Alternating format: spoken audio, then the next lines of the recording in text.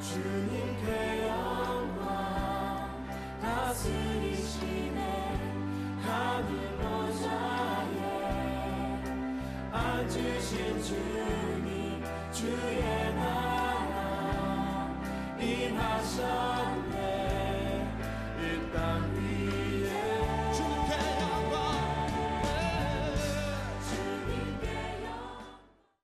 오늘 이 에스겔 36장은 희망의 장인데요, 에스겔 자신에게는 소망이 없고 또 이스라엘 무너진 그 이스라엘 백성들 자체에는 소망이 없는데, 오늘 하나님께서 에스겔에게 말씀을 주시기를 내가 너희들이 다시 회복할 길을 마련했다, 이런 말씀입니다.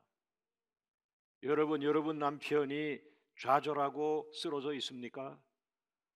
이거 어떡하지? 큰일 났는데, 이제 애들도 중학생 되고 고등학생 되고, 야 이거 좀 큰일 났다라고 하는데, 놀랍게도 하나님 안에 회복하는 길을 만들어 놓으신 거죠.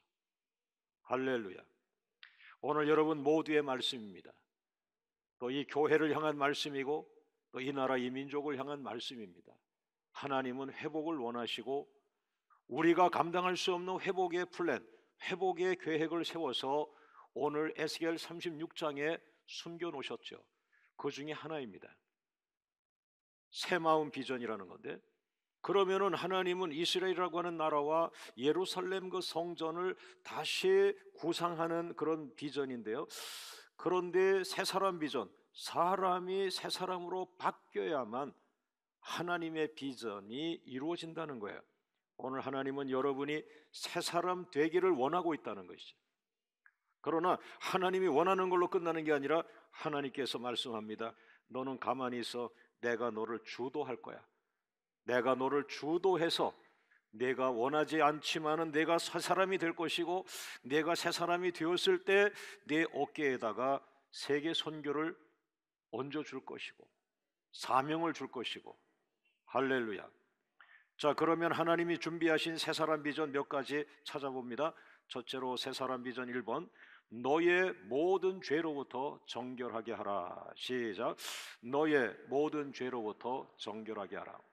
자, 에스겔서 36장 25절 시작. 맑은 물을 너희에게 뿌려서 너희로 정결하게 하되 곧 너희 모든 더러운 곳에서와 모든 우상 숭배에서 너희를 정결하게 할 것이며. 그 회복이 되지 않고 무너졌다 깨졌다, 이것은 사실은 뭐냐면 하나님과의 관계가 그릇되게 되어버린 거죠. 하나님으로부터 여러분과 여러분 가정의 축복의 통로, 축복의 파이프가 이렇게 오고 있는데 중간이 막혔다면 축복은 멈춘 거죠. 하나님과 나와의 막혀있는 담, 이게 죄입니다. 죄. 그런데 그 당시에 가장 큰 죄는 우상숭배. 하나님을 믿어야 되는 사람들이 우상을 갖다가 그 우상을 숭배한 거거든요. 심지어는 성전에까지 막 외국에서 좋다고 하는 우상을 갖다가 선진국에 거면은 다 좋아하면 안 됩니다, 여러분. 바벨론이 선진국이고 애굽이 선진국인데 그 선진국에 거 좋다고 해서 우상까지 갖다가 막 이 성전 안에 있는 거룩하고 경건한 사람들이 그 신앙심을 엉뚱한 데다가 쏟았습니다. 하나님은 마음이 아팠습니다. 그래서 너희와 나 사이에 큰 그 막힌 담이 있다. 그것은 우상 숭배라는 죄다. 여러분, 새 사람 비전은 죄 문제를 해결하는 것으로 시작되고요, 새 사람 비전은 죄로부터의 회복입니다. 할렐루야. 할렐루야. 그러나 이것은 우리의 힘으로 할 수 없어요. 여러분과 제가 죄를 해결할 수 있는 사람은 없어요. 법이 나라마다 법치국가가 되어서 법이 있어가지고 법에서 감옥에 몇 년 갔다 와라 이렇게 할 수는 있지만은, 그러나 그의 심령 안에 있는 그 죄의 그 아주 끈덕진 것을 다 치유할 수가 없어요. 요거는 두 번째, 제가 하나님이 우리에게 해결한 방법을 말씀해 드립니다. 새 사람 비전 두 번째로 넘어가죠. 나의 죄를 깨끗하게 씻어주는 것은 예수의 피이다. 할렐루야. 이것을 오늘 주제로 말하면 너희의 모든 죄를 예수의 피로 깨끗하게 씻어주리라. 내가 씻는 것이 아니라 하나님께서 예수님을 우리에게 보내신 것이죠. 나의 죄가 너무나 더럽기에 예수님이 십자가에서 죽으시면서 그 진한 핏방울이 뚝뚝 떨어지면서 나의 저주 같은 죄가 씻어지는 거예요. 할렐루야. 할렐루야. 그래서 예수 믿고 변화된 게 무엇입니까? 라고 할 때 죄 문제가 해결됐어요. 하나님과 나 사이에 막힌 담이 뚫어졌어요. 여러분, 성경에 보면은 여러분의 죄를 자백하게 될 때에 예수님께서 여러분의 죄를 사해 주십니다. 하나님이 만들어 놓은 죄 사함의 원리들, 너의 죄가 이렇게 사함 받을 수 있다, 너희 죄가 이런 죄가 있을 때 이렇게 해라, 그것이 성경에 여러 군데 제시되었는데, 심지어는 사도행전 8장 22절 말씀을 보면요, 하나님은 영이시기 때문에 우리가 보지 못하는 죄도 보시는 거예요. 다시 말하면 남편도 아내 마음에 있는 죄를 몰라요. 아내도 남편의 마음에 있는 죄를 몰라요. 왜? 마음에만 생각하고 있기 때문에. 그런데 하나님은 이렇게 말씀합니다. 사도행전 8장 22절에 그러므로 너의 악함을 회개하고 주께 기도하라. 혹 마음에 품은 것을 사하여 주시리라. 하나님의 마음이죠. 하나님 마음은 여러분이 마음에 품은 죄까지도 용서해 주고 싶으신 거예요.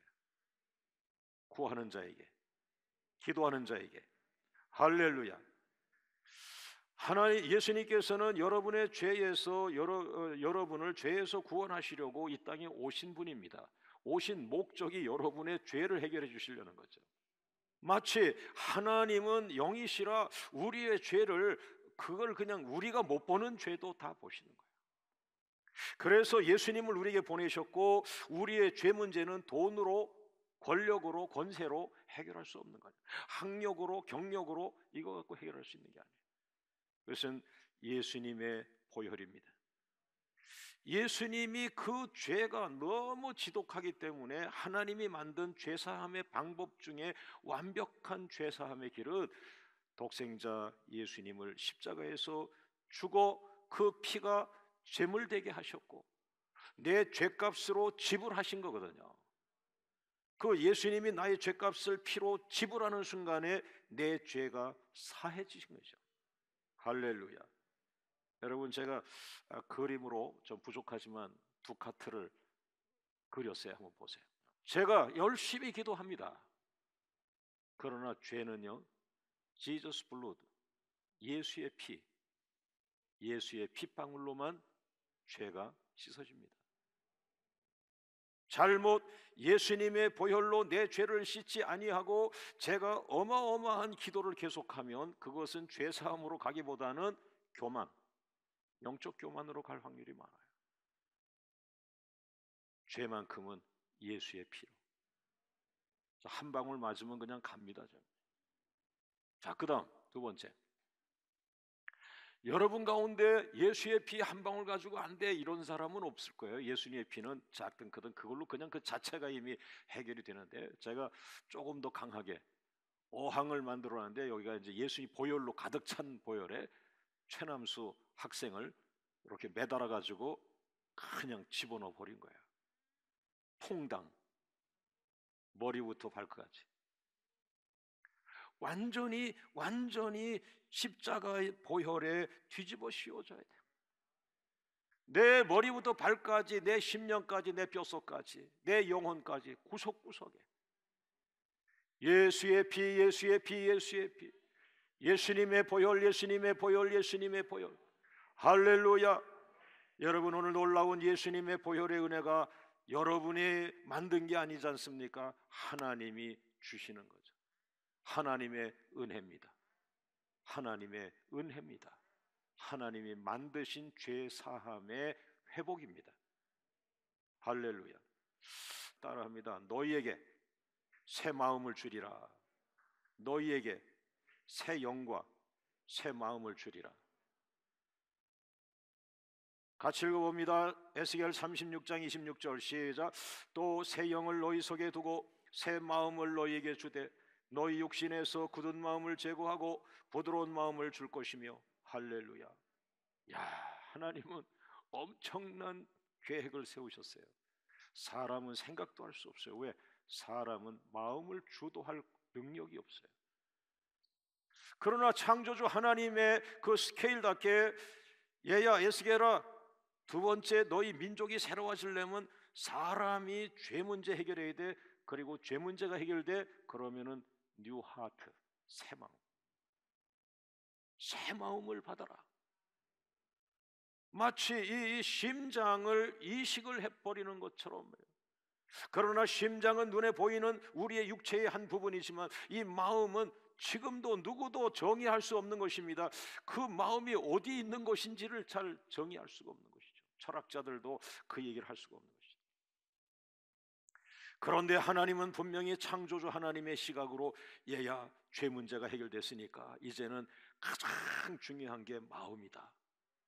새 마음을 받아라. 새 마음을 받아라. 새 마음을 받아. 그 새 마음을 저는 성경에서 두 가지를 찾아내는데, 첫째는 예수 그리스도의 마음. 할렐루야. 야, 그렇구나. 우리들 마음의 모형이 나왔다. 마음의 모델, 그것은 예수 그리스도의 마음인데, 그 예수님의 마음을 한마디로 한다면 팔복. 예수님이 첫 번째 설교하셨을 때에 가난한 자, 심령이 가난한 자는 복이 있나니, 화평하는 자는 복이 있나니, 뭐 쭉 나가잖아요. 그 8가지의 복이 예수님의 마음입니다. 청결한 마음, 온유한 마음, 겸손한 마음, 낮아진 마음, 가난한 마음. 할렐루야. 그런데 거기에서 더 발전해서 성경 66권 전체에 흘러가는 마음이 하나가 있는데 어마어마하게 큰 마음이 있어요. 아버지의 마음. 아버지의 마음. 제가 무너진 게 아버지 마음에 무너졌어요. 우리 한국 사람들은요, 공부에는 안 무너집니다. 왜? 밤새워서 할 용기가 있거든요. 그런데 공부해도 안 되는 것, 아버지 마음. 이게 목회가 힘들었던 거예요. 목회는 설교만 하면 되는 줄 알았어요. 신방 가면 되는 줄 알았어요. 부지런히 뛰어다면 되는 줄 알았어요. 그러나 아니에요. 열매는 따뜻한 마음, 아버지 마음. 사랑합니다. 축복합니다. 기다리겠습니다. 인내합니다. 용서합니다. 용납합니다. 할렐루야. 나를 기다려주신 아버지, 나를 축복하신 하나님, 여러분 기도 속에 제가 깨달았어요. 맞아.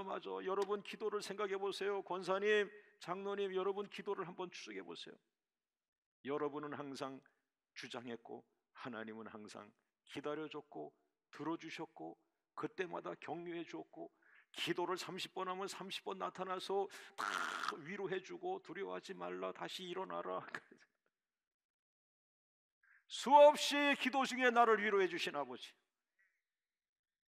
내가 믿음이 좋은 것이 아니라 두려워 기도할 때마다 나타나서 내가 너를 버리지 아니하리라고 수백 번을 얘기해서 지금 내가 견디고 있는 것인데, 그것은 아버지의 마음입니다. 수없이 나를 격려하고 수없이 나를 붙잡아주고 수없이 나를 치유해주고. 야, 하나님은 그렇게 나를 사랑하셨어요. 여러분, 그러나 제가 부족한 거는 여러분이 기도할 때 성령 하나님, 그분이 여러분을 붙잡아줬고 여러분에게 아버지 마음으로 새겨줬고. 저와 여러분 똑같습니다. 우리의 아버지는 딱 한 분, 하나님 아버지. 모든 영광을 아버지 하나님께. 할렐루야, 할렐루야. 오늘 그 사랑을 잔뜩 받으세요. 가득히 아버지 사랑 받으세요. 그리고 세상으로 나가 흘려보내세요. 거저 주어라, 거저 주어라, 거저 주어라. 자, 오른손 들고 흘려보냅시다. 흘려보냅시다. 무조건 흘려보냅시다. 할렐루야, 할렐루야, 할렐루야. 그 다음 단계, 거기서 머물지 않고 우리 하나님은 얘야 에스겔아, 내 죄 문제가 해결됐고 너의 마음, 새 마음이 부어졌고 아버지 마음이 콸콸콸콸 흘러가니 너는 정말 가는 데마다 사랑을 받을 것이고 훌륭한 지도자가 되는데, 새 사람 비전 네 번째 따라합니다. 나의 성령을 너희 속에 부어주리라. 야, 신약적인 성경의 임재를 지금 이 구약 성경에 집어넣었다는 건 어마어마하게 영성이 앞서가는 거라고 보는데요.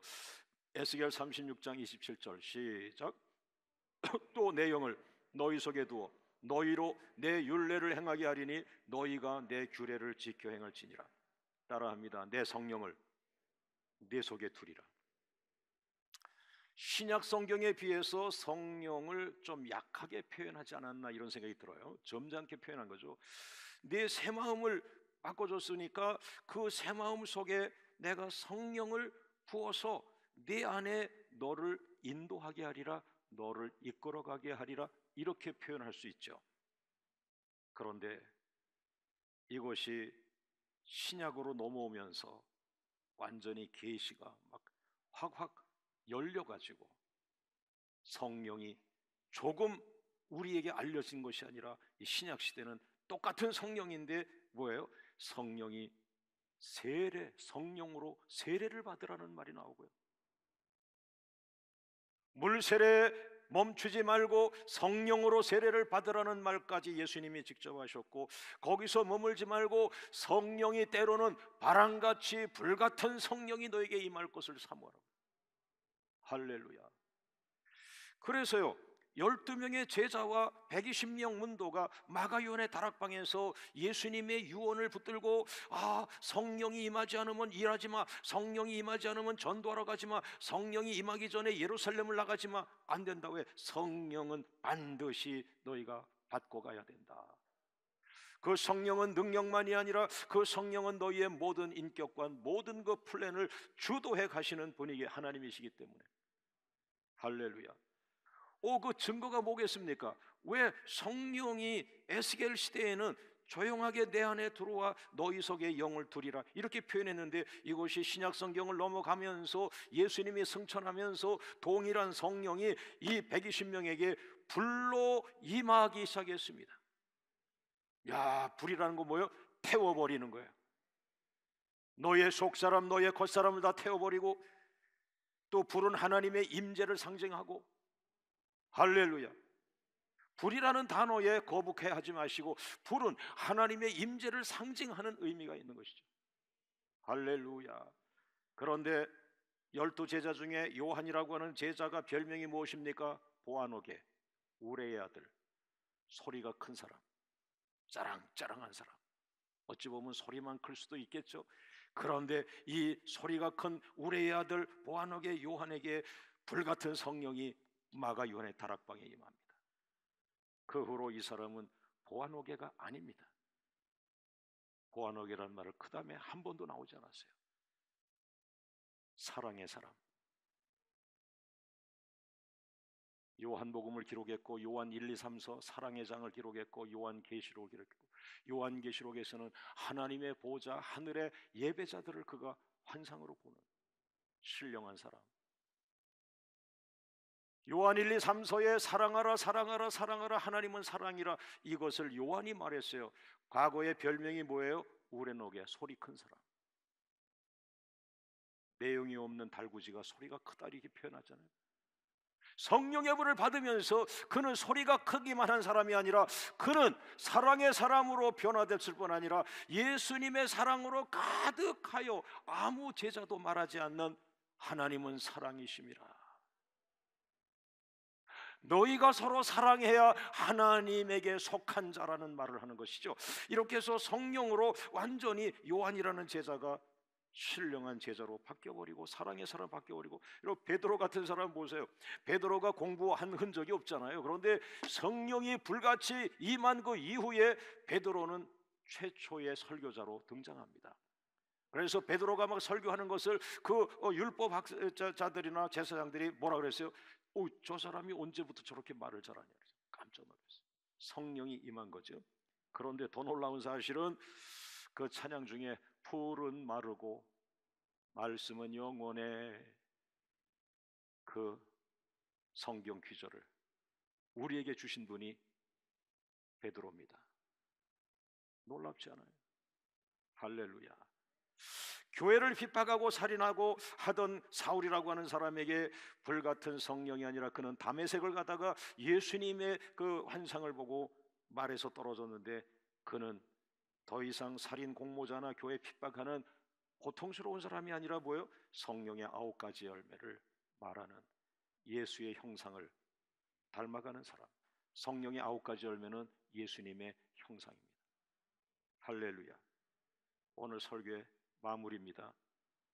여기서 끝난 게 아니라, 성령을 받은 것에서 끝난 게 아니라 여러분이 문서적으로 확인할 게 하나가 있는데, 그것이 언약입니다. 새사람 비전 5번째 따라합니다. 너희는 내 백성이 되고 나는 너희 하나님이 되리라. 에스겔 36장 28절 시작. 내가 너희 조상들에게 준 땅에서 너희가 거주하면서 내 백성이 되고 나는 너희 하나님이 되리라. 오른손 들고 나는 너와 언약을 회복할 것이다. 할렐루야. 하나님이 쫓아와서 나한테 말씀하기를 내가 너희 하나님이고 너는 내 백성이 되는 거야. 이렇게 도장을 한번 잡아보세요. 찍어요. 하나님과 나 사이에 언약, 언약, 언약. 할렐루야, 할렐루야, 할렐루야. 하나님께서 우리에게 오셔가지고 에스겔에게 오셔서 회복시켜 준 거, 이거 있어야 돼, 이거 도장 찍어서 하나님과 너 사이에 언약. 내가 어디를 가든지 나는 너의 하나님이고, 내가 어디를 가든지 너는 나의 백성이고, 내가 어디를 가든지 나는 너의 하나님, 내가 어디를 가든지 나는 너를 도우실 것이고, 너의 축복자가 될 것이고, 너의 후원자가 될 것이고, 너의 목자가 되어줄 것이고. 그래서 다윗은 말합니다. 여호와는 나의 목자시니. 할렐루야. 언약. 이 언약 회복이 완전한 회복의 마지막 단계. 오늘 결론입니다. 새사람 비전은 따라죠. 새사람 비전은 100% 여호와의 작품이다. 이거를 내가 새사람 되려고 하니까 안 된 거였어요. 하나님 아버지가 계획하셨고, 그 하나님 아버지가 예수 그리스도를 우리에게 보내셨고, 예수님을 십자가에 피 흘려 죽게 하셨고, 너는 최남수의 죄를 대속 예수님이 대속하게 하신 것이죠. 그 다음에 우리에게 성령을 부어 새 마음을 주시고, 그리고 성령을 내려주시고, 그리고 언약을 확인시켜 주시고, 그래서 새 사람이 된 것이죠. 그런데 그것이 하나님의 작품이었다는 것이죠. 여러분과 저는 꿈에도 생각할 수 없고 꿈에도 생각해 본 적이 없지만, 하나님은 꿈속의 선지는 모르셔도 계속해서 저 사람 내가 새 사람 만들어야지, 저 에스겔 저 바벨론에서 포로된 사람들 다시 본국으로 회복시켜줘야지, 다시 기회를 줘야지, 다시 일어나게 해줘야지, 다시 재창조되게 해줘야지. 나이와 상관없이 오늘 이 말씀에 아멘 할 때 새 사람 되는 거죠. 다시 일어납니다. 자, 에스겔서 36장 2절, 에스겔 36장 2절 시작. 여호와의 말씀을 들어라. 3절 여호와의 말씀에, 4절 여호와의 말씀을 들을지어다. 5절에 여호와의 말씀에, 6절 여호와의 말씀에, 7절 여호와의 말씀에, 13절 나 주 여호와가 말하노라. 22절 주 여호와의 말씀에, 33절 나 주 여호와가 말하노라. 37절 나 주 여호와가 말하노라. 에스겔 36장 전체가 새마음 비전인데, 이렇게 똑같은 36장 한 장에 계속해서 강조하는 거죠. 새마음 비전, 여호와께서 말씀하신다. 여호와께 말씀에, 여호와 말씀에, 여호와 말씀에, 이 새마음 비전, 새사람 비전, 이것은 하나님의 계획입니다.